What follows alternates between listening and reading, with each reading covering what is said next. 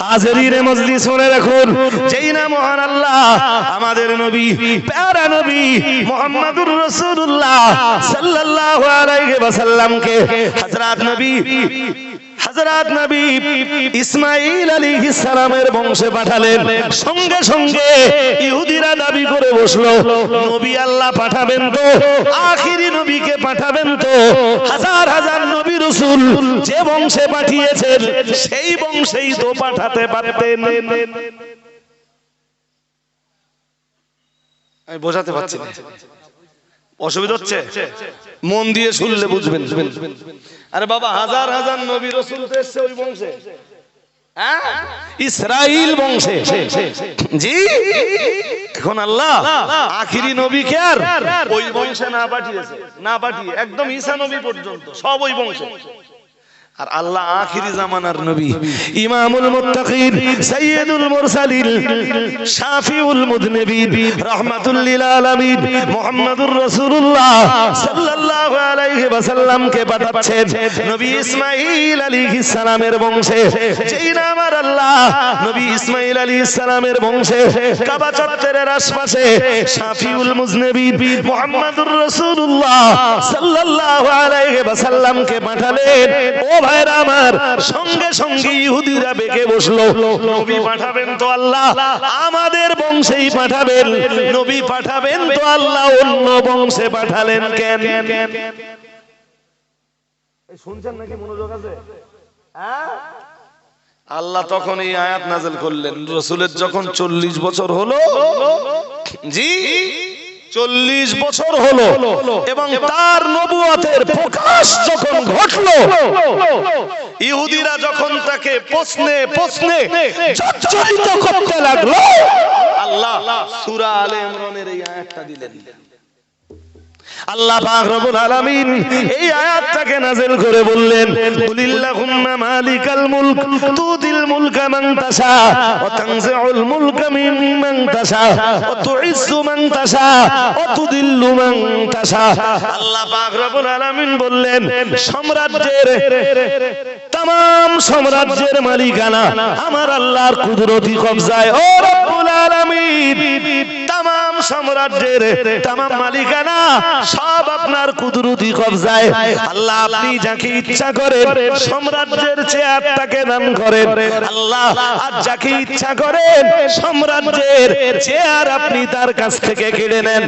এই আয়াতের তাফসীর করতে যে মুফাসসিরিনে হযরতরা এখানে সাম্রাজ্যের তাফসীরে লিখতে যে লিখেছেন, এখানে সাম্রাজ্যের তাফসীর বলতে নবুয়াতি যে সাম্রাজ্য, ওই সাম্রাজ্যের মালিকানাটাও আমার আল্লাহর। কোন সাম্রাজ্য? আরে বাবা, নবুয়াতি যে সাম্রাজ্য, শুনছেন নাকি? শুনছেন? তাফসীরবিদরা লিখেছেন, আল্লাহ পাক এই আয়াত নাযিল করে ইহুদি জাতির বুঝিয়ে দিলেন, কুলিল্লাহুম্মা মালিকাল মুলকি তুতিল মুলকা মান তাশা ওয়া তানজিউল মুলকা মিম্মান তাশা। আমি যাকে ইচ্ছা করি তাকে সাম্রাজ্য দান করি, আর যারে ইচ্ছা করি তার কাছ থেকে আমি আল্লাহ সাম্রাজ্যের চেয়ারটা কেড়ে নেই। এই আয়াতের তাফসীর লিখতে যে মুফাসসিরিনে হযরতরা লিখছেন, নবুয়তের সাম্রাজ্যটাও আমার আল্লাহর কুদরতি কবজায়। তিনি যাকে ইচ্ছা করেন, যে গোষ্ঠীতে ইচ্ছা করেন, সেই গোষ্ঠীতেই তিনি নবী প্রেরণ করেন। সুবহানাল্লাহ। তিনি যে বংশে ইচ্ছা করেন সেই বংশেই তিনি নবী প্রেরণ করেন, আর তিনি যে বংশ থেকে ইচ্ছা করেন সেই বংশের থেকে তিনি নবুয়তের আসনটা ছিনিয়ে নেন। এতদিন তো হাজার হাজার নবী রাসূল সব আমার আল্লাহ পাঠিয়েছেন ইসরাইল বংশে। এখন ইসরাইল বংশের মানুষ যারা, তাদের কাছ থেকে নবুয়তের আসনটা ছিনিয়ে নিয়ে নবী ইসহাক আলাইহিস সালামের বংশ থেকে নবুয়তের আসনটা ছিনিয়ে নিয়ে ওই আসনটা আমার আল্লাহ হযরত নবী ইসমাঈল আলাইহিস সালামের বংশের মুহাম্মাদুর রাসূলুল্লাহ সাল্লাল্লাহু আলাইহি ওয়াসাল্লামকে দান করলেন।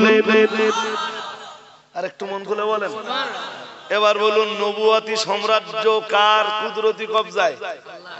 জোর করে বলুন আল্লাহ।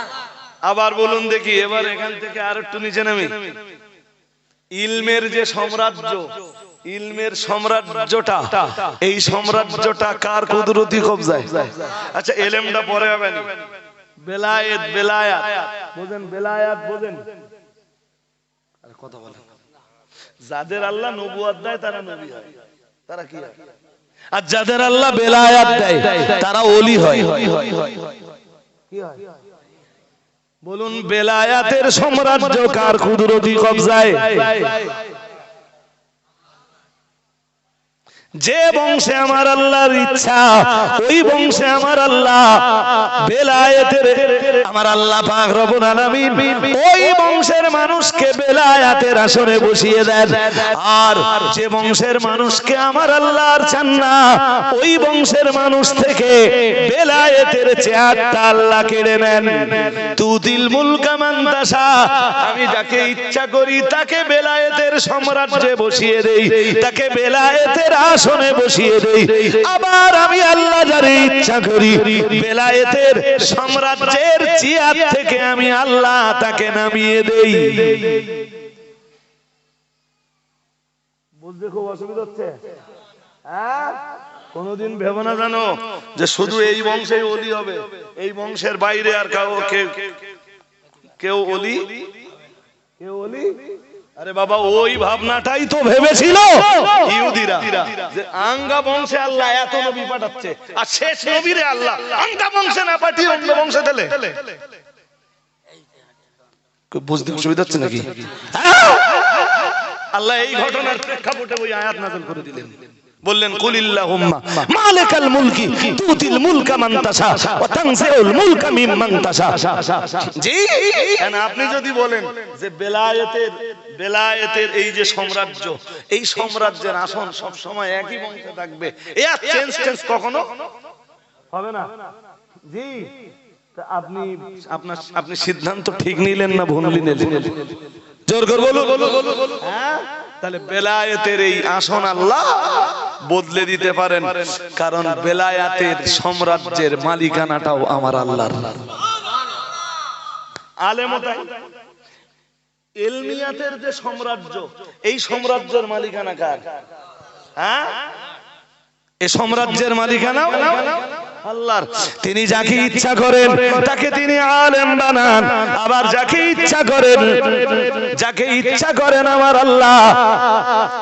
আল্লাহ পাক আলেমের, মানে যে বংশের কাছে আমার আল্লাহ ইচ্ছা করেন ওই বংশ থেকে মহান আল্লাহ আলেমের আসনটা ছিনিয়ে দিয়ে, যে বংশে আদৌ কোনো আলেম ছিল না ওই বংশের কোনো মানুষকেও দিতে পারেন না? পারেন না? আরে জোর করে বলবা তো, আর একবার বলে দেখো যে না পারে না। জি, এই বাস্তব সত্যটা আমরা সবাই মেনে নিতে পারি। হাজিরিনে মজলিস, এই ওয়াজ কারে করব ভাই? মাঝে মাঝে মনে হয় যে আপনাদের মতো শ্রোতাদের কাজ না করে কিছু হুজুরির কাছে এই নসিহত থাকে। হুজুরকে মাথাটা ঠান্ডা, জীবনে তো বই টই পড়ুনি, কেমনে বুঝবা এসব বুঝবার জন্য একটু কিতাব পত্র পড়তে হবে তো। হ্যাঁ না? জোর করে বলেন। কিতাব পত্র পড়া লাগবে না? তালে তাল দিচ্ছে, দুটো চারটে আয়াত, খুব বেশি হলে হয়তো অনুবাদটা বোঝে, তাও সে আয়াত পড়ে একরকম আর অনুবাদ করে আর এক রকম, তাতে ফুলিয়ে বেলুন হয়ে গেছে আমি বিরাট বড় হুজুর দেশে। আমার কথা শুনছেন নাকি?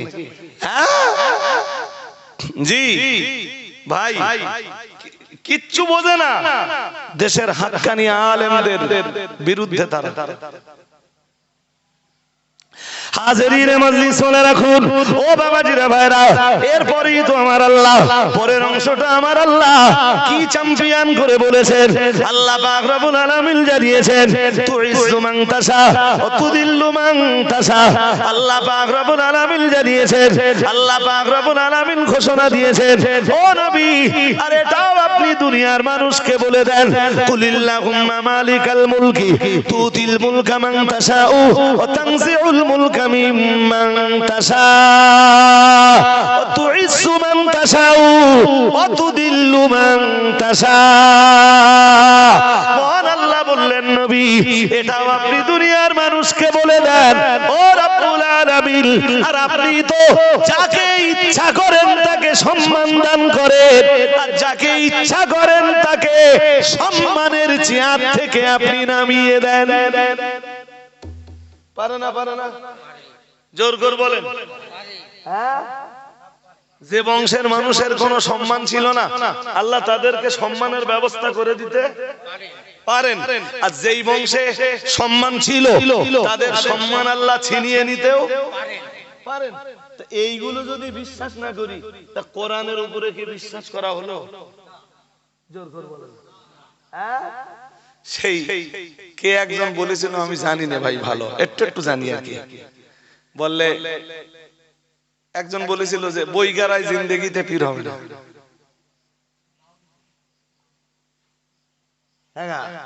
বেলায়েতের সাম্রাজ্যের মালিকানা কি তোমার কবজায়? জোর করে বলেন। হ্যাঁ, ওলিয়া উলিয়া বানায় কে? আল্লাহ বানায় তো। হ্যাঁ না বলে না? ওলিয়া উলিয়া কে বানায়? আল্লাহ বানায়। নবুয়তের দরজা বন্ধ, there is no doubt, সন্দেহ করার জায়গা নেই। কোরআন বলেছে মাকানা মুহাম্মাদুন আবা আহাদিন মির রিজালিকুম ওয়ালাকিন রাসূলুল্লাহ ওয়া খাতামান নাবিয়্যিন ওয়া কানা আল্লাহু বিকুল্লি শাইইন আলিমা। জি, কিন্তু বেলায়েতের দরজা তো বন্ধ না। তুমি কি করে বুক থেকে বললে? আর একজন বললে শয়তান পীর হতে পারে, অমুক কোনদিন পীর হতে পারবে না। আরে তোর আল্লাহর সাথে কন্টাক্ট হয়ে গেছে।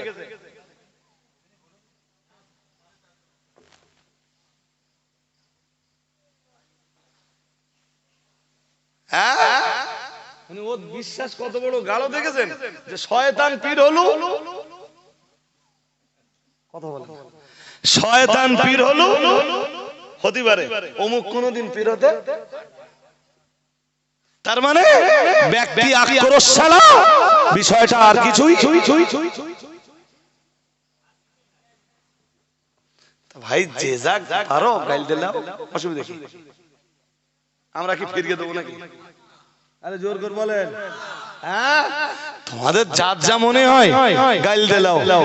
আমরা কখনো ভুল করেও এই গালির জবাব দিয়ে আমাদের জিভকে নোংরা করতে, মুখে গালি দাও, ফেসবুকে ফেক আইডি খুলে গালি দাও, আমরা জবাব দিতে যাবো? আমার গাঁও 2-4 জন লোক আছে, চাইলে আমরাও 20-50টা ফেক আইডি খুলতে পারতাম। হ্যাঁ না বলে না? পারতাম না? আমাদের লোক আছে না নেই? হ্যাঁ, লোক তো আছে।